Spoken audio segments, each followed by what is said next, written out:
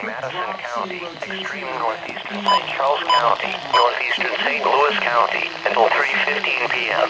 At 2:46 p.m., a severe thunderstorm capable of producing a tornado was located near Hartford and moving north at 30 miles per hour. This storm is capable of producing a tornado. This is a radar-indicated threat. The following impact... Tornado warning, St. Louis! And building damage is possible.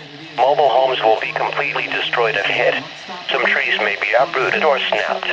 Vehicles will likely be thrown by tornadic winds. Locations impacted include Wood River, Patalto, Alton, Godfrey, Hartford, Roxana, West Alton, and Fosterburg. Take cover now. Move to an interior room on the lowest floor of a sturdy building. Avoid windows. If in a mobile home, a vehicle, or outdoors, move to the closest substantial shelter and protect yourself from flying debris. Repeating, a tornado warning has been issued until 3:15 p.m. for the following counties in Missouri: St. Charles and St. Louis, and Madison County, Illinois. Tropical storm